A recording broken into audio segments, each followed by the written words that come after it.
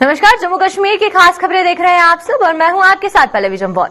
तो चलिए शुरुआत करते हैं जम्मू कश्मीर की खास खबरों की। सबसे पहले बात करेंगे जम्मू कश्मीर में साइन होने वाले एमओयू को, क्योंकि मेमोरेंडम ऑफ अंडरस्टैंडिंग के बाद जम्मू कश्मीर में अब निवेश के द्वार खुलना शुरू हो गए हैं। हल्दीराम की बात करें, मेदांता की बात करें, अपोलो की बात करें, इसके समेत बहुत सी ऐसी निवेश कंपनियां हैं जो जम्मू कश्मीर में इन्वेस्टमेंट करने को तैयार है। और वहीं पर मंत्री हरदीप पुरी, जितेंद्र सिंह और मनोज सिन्हा की मौजूदगी में हस्ताक्षर किए गए, जहां पर एमओयू को साइन किया गया है। और इसी के चलते हल्दीराम, मेदांता और अपोलो के साथ ये एमओयू साइन किया गया है, जिसके साथ अगर एजुकेशन सेक्टर की बात करें, हेल्थ की बात करें, रियल एस्टेट की हो या फिर लॉजिस्टिक की हो, हर एक चीज को फायदा यहां जम्मू कश्मीर में मिलने जा रहा है। और इस मेमोरेंडम ऑफ अंडरस्टैंडिंग के बाद किस तरीके से फायदा जम्मू कश्मीर को मिलेगा, और खासकर अगर हम रोजगार की बात करते हैं तो जम्मू कश्मीर का जो युवा बेरोजगारी की वजह से आए दिन सड़कों पर उतरा होता है, इस पूरे इंडस्ट्रियल सेक्टर को बूस्टअप मिलने के बाद किस तरीके से उनको नए रोजगार के अवसर मिलेंगे और रोजगार के जो द्वार है उनके लिए किस तरीके से खुलेंगे। क्योंकि एमओयू जब साइन किया गया उसके बाद से चाहे हॉर्टिकल्चर डिपार्टमेंट की बात करते हैं या फिर हेल्थ डिपार्टमेंट, जो कि सबसे बड़ी यहां पर हमें खामी देखने को मिलती है कि हेल्थ सर्विसेज जम्मू कश्मीर में कहीं ना कहीं डगमगाती रहती है। और उस बीच कोरोना के अगर केसेस बढ़ते हैं तो हेल्थ सर्विसेज को इंप्रूव करना और बेहतर करना बहुत जरूरी है। वहीं पर अगर मेदांता और अपोलो के साथ ये कॉन्ट्रैक्ट साइन किए गए हैं, एमओयू साइन किया गया है, तो उसके बाद से जम्मू कश्मीर को बहुत हद तक फायदा होगा। हेल्थ सेक्टर में इसे फायदा मिलेगा, एजुकेशन सेक्टर में इसे फायदा मिलेगा, साथ ही साथ रियल एस्टेट में फायदा मिलेगा। और रियल एस्टेट की बात करते हैं तो रियल एस्टेट में भी जो फायदा है वो जम्मू कश्मीर को आने वाले सालों में देखने को मिलेगा। लेकिन वहीं पर ज्यादा जानकारी क्या है और विस्तार में चर्चा करने के लिए हमारे साथ हमारे ब्यूरो चीफ विनोद कुमार जी यहां पर जुड़ चुके हैं। तो चलिए आइए विनोद जी से इस पूरे मामले में विस्तार से चर्चा करते हैं। विनोद जी, पहले सवाल यही रहेगा मेरा कि जिस तरीके से सरकार ने 2019 में वादे किए थे कि 370 और 35 के हटने के बाद जम्मू कश्मीर में इन्वेस्टमेंट का दौर शुरू होगा, तो क्या वो निवेश का वातावरण बनाने के लिए जो पहली सीढ़ी है ये उस पर कदम रखा जा रहा है? बिल्कुल पल्लवी, आपने ठीक कहा कि 2019 5 अगस्त को जब संवैधानिक संशोधन हुआ था तो ये हाउस के अंदर चाहे राज्यसभा हो चाहे लोकसभा हो, गृह मंत्री अमित शाह ने ये स्पष्ट रूप से कहा था कि यहाँ पर जम्मू कश्मीर यूटी में विकास की लहर आएगी और विकास के साथ साथ बाहर से निवेश भी आएगा। पल्लवी, लगातार विपक्षी इस बात को लेकर के तंज कसते रहे और ये बार बार पूछते रहे कि आखिर निवेश कितना आया है, सरकार को बताना पड़ेगा। लेकिन आज ये सारी चीजें स्पष्ट होगी। फर्स्ट स्टेप जो है वो इन्होंने अचीव कर लिया है और आज जो है अपोलो हो, मेदांता हो, हल्दीराम हो, जो बड़े घराने हैं उनकी इन्वेस्टमेंट में आज एमओयू साइन हुए हैं। बिल्कुल विनोद जी, ये भी बात करेंगे अपोलो और मेदांता की। जिस तरीके से एमओयू आज साइन किया गया है और हेल्थ फैसिलिटीज की बात करें जम्मू कश्मीर में, तो क्या कुछ हाल है हेल्थ फैसिलिटीज का? क्योंकि इतनी एडवांस अभी तक यहाँ पर लोगों को सुविधा नहीं मिलती है। तो जब अपोलो और मेदांता के साथ एमओयू साइन होने के बाद हेल्थ फैसिलिटीज में किस तरीके से जो बदलाव है वो देखने को मिलेगा? पल्लवी, जैसे कि हम सब जानते हैं कि हमें हेल्थ सेक्टर जो है हमारा बड़ा कमजोर है। अगर हम सरकारी हेल्थ सेक्टर की बात करें, जो जम्मू प्रोविंस को कैटर करता है गवर्नमेंट मेडिकल कॉलेज, वो हमेशा ही ओवर क्राउडेड होता है और हमारे लोग जिनके पास थोड़े पैसे हैं वो प्रेफर करते हैं कि दूसरी स्टेट में जाकर के इलाज करवाया जाए। खासतौर पर अपोलो हो, मेदांता हो, वहां पर जम्मू कश्मीर के लोगों की काफी तादाद रहती है। लेकिन अब जब इनके साथ एमओयू साइन हुआ है, ये सारी अपनी एस्टेब्लिशमेंट यहाँ पे सेट करेंगे, तो स्वाभाविक सी बात है जो हेल्थ इंफ्रास्ट्रक्चर है वो इम्प्रूव होगा। अगर हेल्थ इंफ्रास्ट्रक्चर इंप्रूव होता है या इन्वेस्टमेंट भी आएगी, इन्वेस्टमेंट के साथ साथ रोजगार भी उन लोगों को मिलेगा जो हेल्थ सेक्टर के साथ जुड़े हुए हैं। बिल्कुल, वहीं पर आपने रोजगार की बात की, वहीं पर अगर हम बात कर रहे हैं जम्मू में जितनी भी अनएम्प्लॉयमेंट रेट है उसकी वजह से जो हमें लोग हैं और युवा की बात करें खासकर, वो सड़कों पर नजर आते हैं कि प्रदर्शन कर रहे हैं। लेकिन जब इंडस्ट्रियल सेटअप होना शुरू हो जाएगी तो एम्प्लॉयमेंट सेक्टर को भी एक बूस्टअप मिलेगा, उनको भी फायदा होगा। खासकर जो यहाँ के युवा हैं जो बाहर जाते हैं अमूमन बाकी स्टेट्स में काम करने के लिए, उनको यहीं पर हर तरीके की फैसिलिटी जो है वो प्रोवाइड करवाई जाएगी। देखिए पल्लवी, मानसिकता को भी बदलना पड़ेगा, अपनी मेंटलिटी को, मेंटली सेटअप को भी आपको बदलना पड़ेगा। हमारे लोग जम्मू कश्मीर में सियासतदानों ने रोजगार को सिर्फ सरकारी तक ही महदूद रखा है। अगर लोग रोजगार मानते हैं तो गवर्नमेंट जॉब को मानते हैं। जब बड़े वेंचर्स यहां पर आएंगे, बड़े बड़े जैसे हल्दीराम ग्रुप आएगा, अपोलो आएगा, मैदांता आएगा या बाकी दीगर जितने बड़े हाउसेज हैं, वो जब आएंगे अच्छे अच्छे पैकेज देंगे तो लोग प्रेफर करेंगे कि हम प्राइवेट सेक्टर में जाएंगे। प्राइवेट सेक्टर में जो मानसिकता है वो बदलेगी। हम आज भी देखते हैं कि हमारी मानसिकता रहती है कि सरकारी नौकरी मिल जाए, पियोन ही क्यों ना मिल जाए, हम पियोन की नौकरी करने को तैयार है। जब इस तरह का फ्लो आएगा, इन्वेस्टमेंट वहां से आएगी, तो स्वाभाविक सी बात है लोगों की, युवाओं की सोच में भी बदलाव आएगा और साथ साथ रोजगार के भी अपॉर्चुनिटीज बढ़ेंगी। बिल्कुल। विनोद जी, आखिरी सवाल ये रहेगा, जहां पर हमने हेल्थ की बात की, एजुकेशन की बात की, अगर रियल एस्टेट की बात करते तो रियल एस्टेट को भी काफी ज्यादा जो फायदा है वो इस पूरे एमओयू जो साइन किए जा रहे हैं उससे होगा। तो इससे लाइवलीहुड जो है जम्मू कश्मीर का, उसमें क्या कुछ आने वाले समय में एक बड़ी तब्दीली देखने को मिल सकती है? देखिए, रियल एस्टेट की बात करें तो रियल एस्टेट का काम पहले भी चल रहा था, लेकिन छोटे प्लेयर आते थे। अब बड़े प्लेयर आएंगे। एक पॉलिसी, कॉम्प्रिहेंसिव पॉलिसी बनी है, उस पॉलिसी के तहत रियल एस्टेट यहां पर फ्लोरिश करेगा। और दूसरी बड़ी बात है कि हम कल भी डिस्कस कर रहे थे कि कहीं ना कहीं रियल एस्टेट में कोई नॉर्म्स पॉलिसी बनने से जो हमारी एग्रीकल्चर लैंड है उसको कमर्शियल यूज किया जाता है। एग्रीकल्चर लैंड पर बड़े बड़े कंक्रीट स्ट्रक्चर्स बनाए जाते हैं, उनसे भी निजात मिलेगी। तो कहीं ना कहीं रियल एस्टेट आने से लोगों के लिविंग स्टैंडर्ड में भी प्रभाव पड़ेगा। जी, चलिए, बहुत बहुत शुक्रिया विनोद जी आपका हमारे साथ जुड़ने के लिए और तमाम जानकारी देने के लिए। तो ये थे हमारे साथ हमारे ब्यूरो चीफ विनोद कुमार जी। और वहीं पर हमने देखा कि अगर हम एमओयू की बात करते हैं तो एमओयू साइन किए जा रहे हैं और बड़े बड़े घराने हैं, चाहे वो हम अपोलो की बात करें, मैदांता की बात करें, हल्दीराम की बात करें, तो जब ये इंडस्ट्रीज यहां पर सेटअप होंगी तो यहां के युवाओं को फायदा मिलेगा, रोजगार मिलेगा और जो हेल्थ फैसिलिटीज है उसमें भी काफी हद तक बढ़ोतरी होने के जो चांसेस है वो हमें देखने को मिल रहे हैं आने वाले सालों में।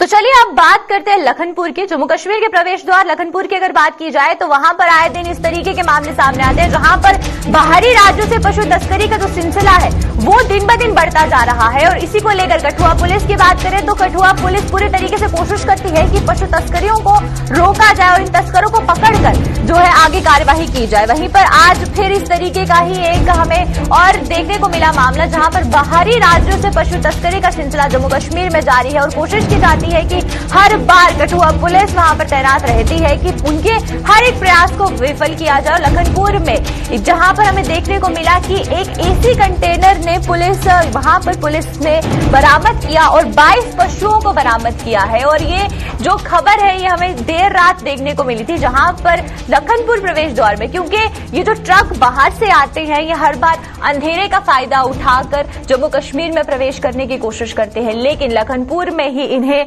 पकड़ लिया जाता है, इनकी तस्करी को नाकाब कर दिया जाता है। वहीं पर चलिए ज्यादा जानकारी के लिए हमारे साथ हमारे संवाददाता सरबजीत यहां पर जुड़ चुके हैं, तो सरबजीत से जानते हैं। सरबजीत, पहले जानना चाहेंगे ये जो पूरा मामला है आखिरकार जो ट्रक जिसमें कि पशु पकड़े गए हैं वो कौन से राज्य से आ रहा था और कहां किस तरफ जो है उसका रुख था?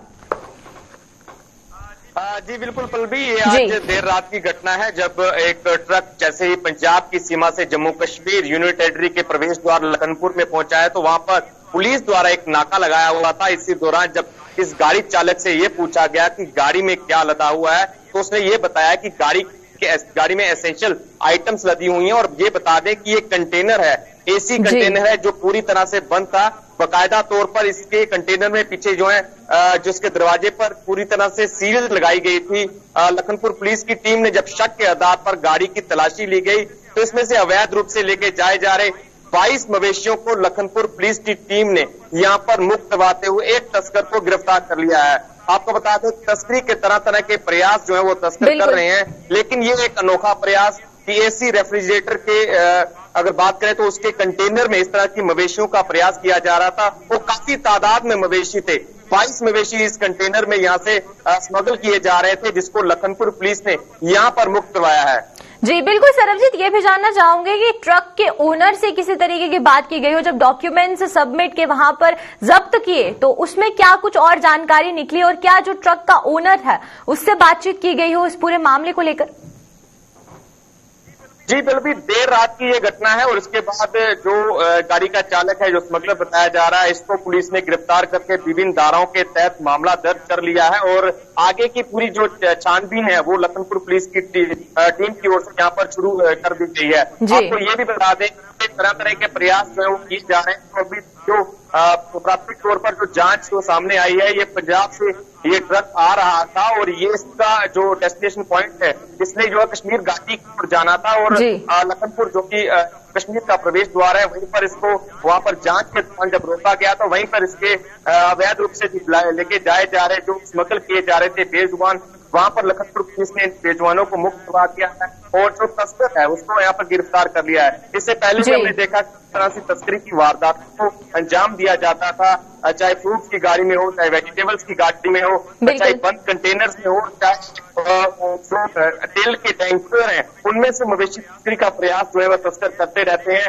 लेकिन पुलिस के हौसले यहाँ पर बुलंद है। जम्मू पठानकोट राष्ट्रीय राजमार्ग की अगर बात करें तो लखनपुर से लेकर जो कठुआ डायरेक्शन है लोकमोड़ तक 3 से 4 नाके जो है पुलिस के यहाँ पर लगते हैं। हर जगह पर जांच की जाती है। उसी जांच का नतीजा है कि आज भी मवेशी तस्करी की बड़ी वारदात को लखनपुर पुलिस ने यहाँ पर विफल किया है। जी चलिए, बहुत बहुत शुक्रिया सरबजीत आपका हमारे साथ जुड़ने के लिए और तमाम जानकारी देने के लिए। तो ये थे हमारे साथ हमारे संवाददाता सरबजीत। और लखनपुर के अगर बात करते हैं तो जम्मू कश्मीर का प्रवेश द्वार लखनपुर, जहां पर आए दिन इस तरीके की तस्करियों की घटनाओं को जो पूरा प्रयास विफल किया जाता है और आज भी इसी तरीके के हमें देखने को मिला कि देर रात पशु तस्कर 22 मवेशियों की तस्करी करने को जा रहे थे, जिसका कठुआ पुलिस ने जवाबी कार्यवाही कर एक बहुत ही अच्छा जवाब उन्हें दिया।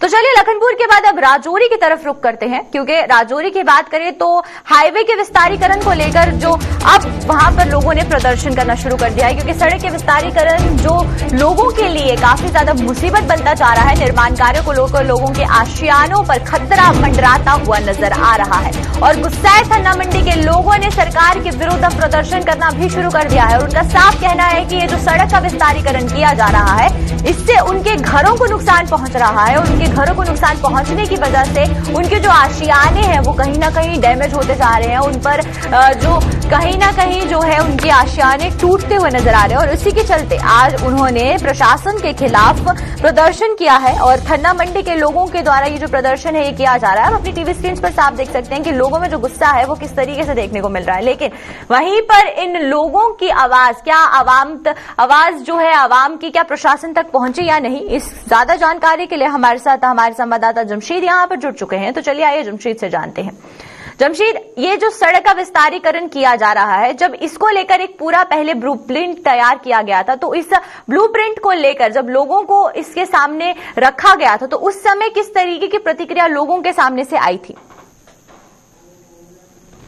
बिल्कुल, अगर राजौरी थाना मंडी बुरलियाज की रोड की बात करें तो पिछले 70 साल से इस रोड की खस्ता हालत थी, जिसको लेकर लोगों की तरफ से कई बार प्रोटेस्ट किए गए कि इस रोड का काम शुरू किया जाए। और 1 साल पहले, तकरीबन 1 साल होने को है इस रोड का काम शुरू हुए जिसकी कटिंग की जा रही है। और खास करके इन दिनों जब बारिश का सिलसिला बढ़ना शुरू हुआ तो ऐसे में थाना मंडी के वार्ड नंबर 1 में कटिंग का सिलसिला शुरू हुआ और कटिंग के इस सिलसिले के साथ ही देर रात को वहां से लैंडस्लाइडिंग का सिलसिला शुरू हुआ, जिससे कई लोगों के घरों को भी खतरा पहुंच गया और लोगों को घर रात को खाली करने पड़े और लोग बड़ी परेशानी में रहे। लोगों को जमीनों को नुकसान काफी पहुंचा, जिसके बाद देर रात को लोग अपने घरों से भी बाहर आ गए और आज सुबह लोग सड़कों पर उतर आए, जहां प्रशासन के खिलाफ और इस कंपनी के खिलाफ लोगों ने जमकर नारेबाजी की है, क्योंकि लोगों का यह कहना था कि कटिंग के दौरान जितनी कटिंग करनी चाहिए थी उससे ज्यादा कटिंग की गई, जिससे लोगों की जमीनों को साथ साथ उनके घरों को भी खतरा पहुंच गया, जिस कारण वो लोग आज अपने घर से बाहर निकल चुके हैं। हालांकि इस लैंडस्लाइडिंग के बाद बड़ी देर तक रोड भी बंद रही और खास करके जब से इस रोड की कटिंग का सिलसिला शुरू किया गया, यहाँ 3 घंटे पहले जाम ही लोगों को परेशानी का सबब बनते हैं, मगर अब लोगों के लिए बड़ा खतरा बन चुका है कटिंग जो की गई है, क्योंकि जिस तरह बताया गया था और जिस सिस्टम में काम करना चाहिए था उससे बिल्कुल अलग देखने को मिल रहा है, जिस कारण आज लोग सड़कों पर हैं, क्योंकि कई लोगों के घरों को अब खतरा पहुंच चुका है कटिंग के बाद, क्योंकि देर रात को बारिश के बाद काफी लैंडस्लाइडिंग हुई है। हालांकि आने वाले कुछ दिनों के बाद दोबारा बारिश का सिलसिला शुरू हो जाएगा, उससे लोगों को काफी खतरा खतरा पहुंच चुका है। इसको देखते हुए लोग सड़कों पर निकला है, देर सुबह से ही लेकर इस वक्त तक बैठेगा। अभी थोड़ी देर पहले तहसीलदार थाना मंडी लोगों के पास पहुंचे और उन्होंने लोगों को आश्वासन दिलाया कि उनके मांग को जल्द पूरा किया जाएगा। उसके बाद ही लोगों ने प्रोटेस्ट अपना खत्म किया। मगर जिस तरह इस रोड के काम पर सवाल उठना शुरू हुए हैं, ये बहुत बड़े सवाल होंगे, क्योंकि जिस तरह कटिंग का जी जमशीद, ये भी जानना चाहूंगी, जिस तरीके से आप बता रहे हैं कि तहसीलदार वहां पर पहुंचे और लोगों को आश्वासन दिया गया है, तो आश्वासन में क्या कुछ कहा गया है? क्योंकि लोगों का साफ कहना है कि निर्माण कार्य से उनके घरों को नुकसान पहुंच रहा है और सड़क का विस्तारीकरण करना भी जरूरी है। तो इस बीच क्या कुछ हल निकाला गया है पूरी मुसीबत का? बिल्कुल, जहां तक सड़क के निर्माण की बात करें तो सड़क के लिए लोग कई सालों से प्रोटेस्ट कर रहे थे और अब लोगों की जाके ये मांग जरूर पूरी हुई थी, मगर अब ये सड़क ही इनके लिए परेशानी का सबब बन चुकी है। क्योंकि जिस हिसाब से कटिंग करनी चाहिए थी, जहां फैमिलीज हैं, पहाड़ी इलाका है, वार्ड नंबर 1 थाना मंडी का बीचों बीच थाना मंडी के तकरीबन पड़ने वाला इलाका है, इस इलाके में जिस तरह कटिंग की गई है इसके ऊपर कई घर थे, इनको कटिंग करके उसी हिसाब से कटिंग करनी चाहिए थी जैसा मौसम है, मगर वो चीजें नहीं देखी गई हैं, सिर्फ कटिंग की गई है। और इससे लोगों को मैं बता रहा हूं, देर रात को लोग अपना घर भी छोड़ के बाहर निकल आए थे। अब तहसीलदार की इनकी तरफ से इनको यकीन दिलाया गया कि जल्द इनके इस मसले का हल किया जाएगा। और जिस तरह तहसीलदार की तरफ से कहा गया, मुझे ऐसा लग रहा है कि कंपनी को इस तरह की हदायतें दी जाएंगी कि वो पहले इसी इलाके में दीवार दें ताकि इन लोगों के घर बच सके, क्योंकि इन लोगों की जमीनों को भी काफी नुकसान पहुंच रहा है। और इससे आगे भी कई घर ऐसे हैं जिस तरह, हालांकि आज अगर हम ये कहें कि पिछले कल से बारिश का सिलसिला, तो आज जरूर धूप निकली हुई है, आने वाले कुछ दिनों के बाद दोबारा बारिश का सिलसिला शुरू होगा। खास करके थाना मंडी के इलाके की बात करें, यहाँ भारी बर्फबारी भी होती है जिसके कारण इन लोगों को काफी परेशानियों का सामना करना पड़ेगा। और जिस तरह अब तहसीलदार की तरफ से आश्वासन दिया गया, इससे लग रहा है कि लोगों ने सड़क जरूर खाली कर दी है, मगर आने वाले दिन काफी चैलेंज भरे इन लोगों के लिए भी और प्रशासन के लिए भी रहेंगे। पलवी जी चलिए, बहुत बहुत शुक्रिया जमशीद आपका हमारे साथ जुड़ने के लिए और तमाम जानकारी देने के लिए। तो ये थे हमारे साथ हमारे संवाददाता जमशीद मलिक, और वहीं पर आप देख सकते हैं कि किस तरीके से जो प्रदर्शन है वो लोगों द्वारा किया जा रहा है और लोगों की एकमात्र मांग है कि सड़क के विस्तारीकरण को लेकर जो कटिंग की जा रही है वो उनको बताए गए एरिया से ज्यादा की गई, जिसकी वजह से उनके घरों को नुकसान पहुंचा। हालांकि तहसीलदार मौके पर पहुंचकर लोगों को वहां पर आश्वासन दिए गए हैं। अब देखना ये होगा कि इनकी मुसीबत का हल कितनी जल्दी किया जाता है।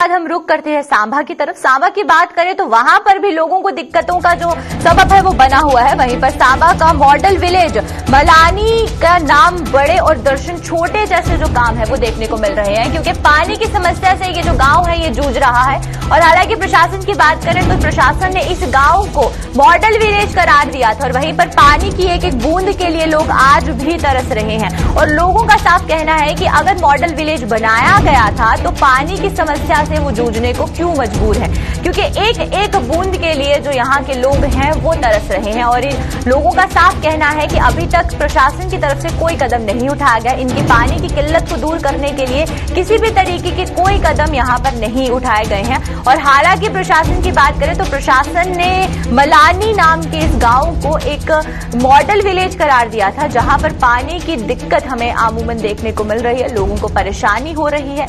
और वहीं पर क्या कुछ मांगे हैं इस गांव के लोगों की, आइए ज्यादा जानकारी के लिए हमारे साथ हमारे संवाददाता ऋषि यहां पर जुड़ चुके हैं, आइए उनसे जानते हैं। ऋषि, पहले बात करेंगे ये जो यहाँ के जो लोग हैं इनका ये कहना है कि सरकार ने इस गांव को मॉडल विलेज बनाया था, लेकिन मॉडल विलेज में जो मूलभूत सुविधा है यानी कि पानी की सुविधा ही इन लोगों को नहीं मिली है। देखिए, बिल्कुल पल्लवी, आपको बता दें कि आज से 15 साल पहले इस मलानी गांव को मॉडल विलेज का दर्जा दिया गया था।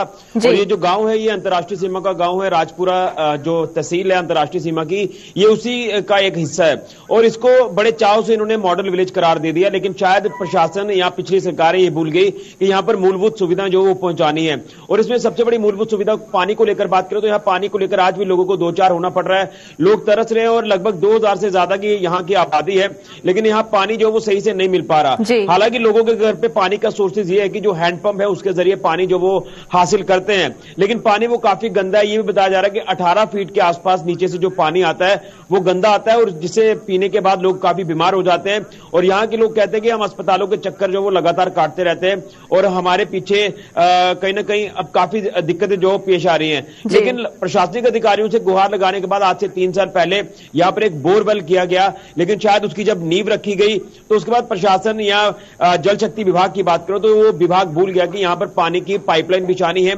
यहां बोरवेल ट्यूबवेल जो वो बनाने हैं। आज भी आपने देखा होगा कि जो तस्वीरों में साफ तौर पर नजर आ रहा है कि एक पटरी जो नीचे जमीन के ऊपर वहां पर एक बोरवेल का शुभारंभ जरूर हुआ था, लेकिन आज तक पानी जो वो नहीं मिल पाया। लेकिन हाँ, यहीं से पानी बाल्टियों में भर भरकर लोग अपने घरों पर लेने के लिए मजबूर है, यहां का गंदा पानी पीने के लिए मजबूर है। लेकिन शायद आज भी लोग कहीं ना कहीं परेशान है और यहां तक कि बुजुर्गों ने यह भी कहा कि हमारी इतनी उम्र हो चली है, हमारी आज तक सुनवाई नहीं हो पाई, चलिए हम तो नहीं रहेंगे लेकिन आने वाली जनरेशन के लिए कम से कम पानी तो मुहैया करवाना चाहिए।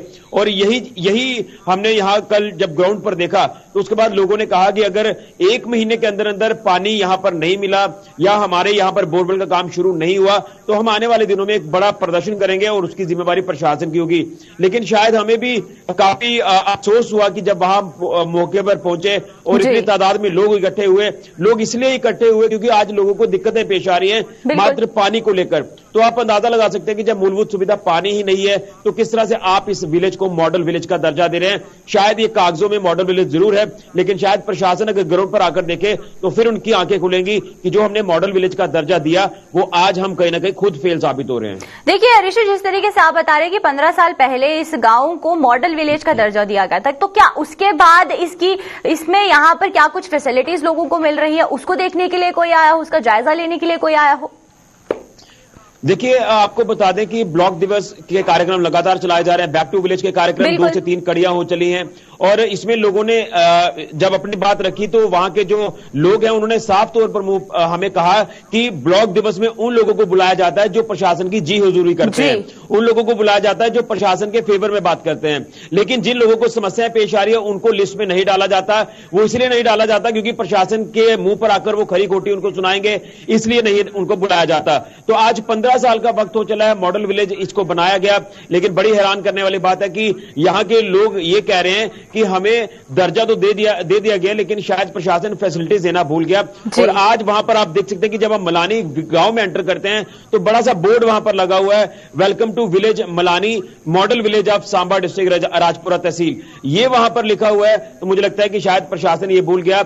और आज भी अगर नुमाइंदों की बात करें तो ग्राउंड पर वो जरूर आते होंगे लेकिन अपने खास लोगों से मिलकर जाते होंगे, लेकिन आम जनता जो आज प्रॉब्लम फेस कर रही है उनके साथ नहीं मिलते हैं। जी चलिए, बहुत बहुत शुक्रिया ऋषि आपका हमारे साथ जुड़ने के लिए और तमाम जानकारी देने के लिए। तो ये थे हमारे साथ हमारे संवाददाता ऋषि खजूरिया। और वहीं पर आप जो तस्वीरें देख सकते हैं ये मलानी गांव की है जो कि सांभा में एक मॉडल विलेज के नाम से जाना जाता है। लेकिन वहीं पर लोगों को अभी तक पानी की समस्या को लेकर यहां पर तरसना पड़ रहा है। एक एक बूंद के लिए जो है लोग तरस रहे हैं और उसको लेकर अब प्रदर्शन किया जा रहा है, जिसके चलते सरकार को 1 महीने की मोहलत दी गई है कि अगर 1 महीने में कोई कदम नहीं उठाया गया तो वो उग्र प्रदर्शन करने को मजबूर हो जाएंगे।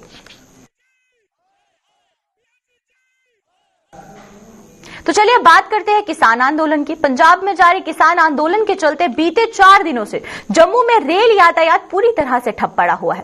ना तो कोई ट्रेन जम्मू से चल रही है और ना ही जम्मू पहुंच रही है, जिससे रेल यात्रियों को खासी दिक्कतों का सामना करना पड़ रहा है। यात्रियों के पास सड़क मार्ग के अलावा सफर करने के लिए कोई विकल्प नहीं बचा है। जम्मू से रवाना होने वाले यात्रियों में सबसे अधिक यात्री माता वैष्णो देवी की यात्रा कर अपने घरों में लौटने वालों की है।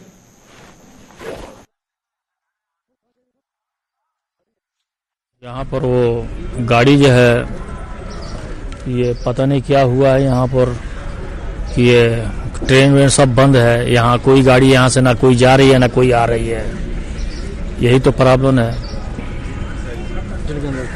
कल से आए हुए हैं, कल 12 बजे रात को पहुंचे हम बस स्टैंड में। तो आता है क्यों ये बंद की ना, ये सब हमको पता नहीं है। वो बोल रहे हैं कि किसान आंदोलन जो है वो उन्हीं लोगों ने ट्रेन को रोक रखा है। खाने पीने का वही होटल में खाते हैं। सरकार की तरफ से कोई मदद नहीं? ना सरकार की तरफ से कोई मदद नहीं है। तो किस तरह की उम्मीद करते हैं जम्मू सरकार से? अब यहाँ हम क्या जम्मू सरकार को हम क्या कहेंगे? सेंटर को? सेंटर जो है वो ये सब कुछ तो सेंटर से ही हो रहा है। देखेंगे कल तक अभी टाइम है। अगर गाड़ी आ गई तो ठीक है, नहीं आया तो यहाँ से जो है कल दूसरी गाड़ी पकड़ेंगे। अगर नहीं मिला तो यहाँ से जाएंगे अमृतसर और वहाँ से जो है जालंधर से डायरेक्ट मिलेगा गाड़ी। किसान आंदोलन के कारण रेल यातायात बंद होने से जहां यात्रियों को परेशानियों का सामना करना पड़ रहा है, वहीं पर रेलगाड़ियों में यात्रियों को चाय कॉफी से लेकर नाश्ते, लंच व डिनर उपलब्ध कराने वाले पेंट्री से जुड़े लोगों को परेशानियों का सामना करना पड़ रहा है। जम्मू में फंसे इन लोगों ने अब सरकार से मदद की गुहार लगाई है। इन लोगों के मुताबिक पिछले कई दिनों से वो जम्मू तवी रेलवे स्टेशन पर फंसे हुए हैं और उन्हें अब खाने पीने के भी लाले पड़ गए हैं, लेकिन कोई भी उनकी सुध नहीं ले रहा और ना ही ठेकेदार कुछ कर पा रहे हैं। सर, मैं पेंट्री कार से हूँ। यहाँ जम्मू रेलवे स्टेशन पे सभी पेंट्री वाले फंसे पड़े हैं। आप सरकार इनके लिए कुछ करे, ये ठेकेदार भी कुछ नहीं कर पा रहे हैं। बस हमारा अनुरोध यही है कि सब कुछ करें इनके लिए। कोई पेंट्री वाले के लिए खाना रोटी पानी कुछ नहीं मिल रहा पेंट्री वालों को, सभी गाड़ी वाले फंसे हुए हैं। तो चलिए अब तक के जम्मू कश्मीर की खास खबरों में फिलहाल इतना ही। मुझे दीजिए इजाजत, नमस्कार।